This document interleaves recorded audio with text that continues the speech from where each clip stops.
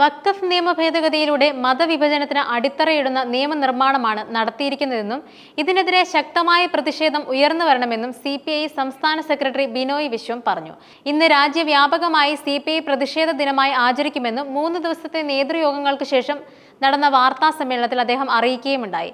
ലോകത്തെവിടെയുമുള്ള ഫാസിസ്റ്റുകളെ പോലെ ഭിന്നിപ്പുണ്ടാക്കാനാണ് മോദി സർക്കാരിന്റെ ശ്രമം. വഖഫ് നിയമത്തിന്റെ ലക്ഷ്യം ഇന്ത്യയിലെ മതേതര രാഷ്ട്രത്തിന്റെ അടിത്തറ പൊളിക്കലാണ്.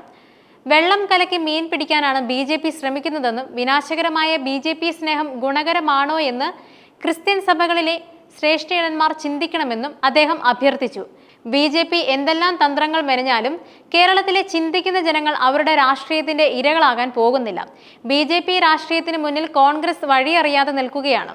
അഹമ്മദാബാദിൽ കൂടിയ കോൺഗ്രസിന്റെ കോൺക്ലേവ് മല എലിയെ പ്രസവിച്ചതുപോലെയായി. മഹാത്മാഗാന്ധിയെ കൊന്ന ഘാതകന്മാരുടെ പ്രത്യയശാസ്ത്രം, ഗോഡ്സെയുടെ വെടിയുണ്ടയെ സൃഷ്ടിച്ച ആശയം എല്ലാം ഇന്ത്യൻ മൂല്യങ്ങളെയും വെല്ലുവിളിക്കുമ്പോൾ അതിനു നേരെ ഉറച്ചു നിൽക്കുവാനുള്ള ഫലപ്രദമായ വഴികൾ ഉണ്ടാകാതെ കോൺഗ്രസ് ആശയപരമായ ഇരുട്ടറയിൽ നിൽക്കുകയാണ്. കേരളത്തിലെ LDF സർക്കാർ ജനപക്ഷത്താണ്. BJPയുടെ കണ്ണിലെ കരടായ ഈ സർക്കാരിനെ ശ്വാസം മുട്ടിക്കാനുള്ള ശ്രമമാണ് നടക്കുന്നത്. ഇന്ത്യൻ രാഷ്ട്രീയത്തിന്റെ അടിസ്ഥാന പ്രമാണങ്ങളായ മതേതരത്വം, ജനാധിപത്യം, പൗരാവകാശങ്ങൾ തുടങ്ങിയവയെല്ലാം സംരക്ഷിക്കാൻ വേണ്ടിയുള്ള കർത്തവ്യമാണ് LDF ഏറ്റെടുത്തിരിക്കുന്നത്. ദേശീയ പ്രാധാന്യമുള്ള രാഷ്ട്രീയമാണ് LDFനുള്ളത്.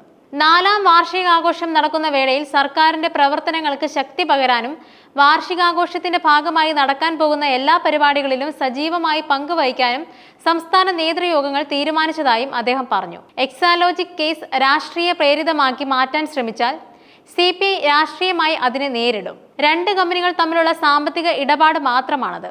വീണ വിജയനെതിരെയുള്ള കേസും മുഖ്യമന്ത്രിക്കെതിരെയുള്ള നീക്കവും രണ്ടും രണ്ട് തന്നെയാണ്.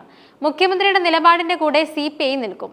മുഖ്യമന്ത്രിയുടെ മകൾക്കോ മറ്റേതെങ്കിലും ബന്ധുക്കൾക്കോ കമ്പനി ഉണ്ടാക്കാനും മറ്റു കമ്പനികളുമായി ഉടമ്പടി ഉണ്ടാക്കാനും അവകാശമുണ്ട്. അതുമായി ബന്ധപ്പെട്ട കേസ് ആ വഴിക്ക് നീങ്ങും. അതിൽ കമ്മ്യൂണിസ്റ്റ് പാർട്ടിക്ക് രാഷ്ട്രീയമായ താല്പര്യമില്ല. മുഖ്യമന്ത്രിയുടെ മകളുടെ കമ്പനിയുടെ കാര്യം പാർട്ടിയുടെ വിഷയമല്ലെന്നും അദ്ദേഹം ചൂണ്ടിക്കാട്ടി.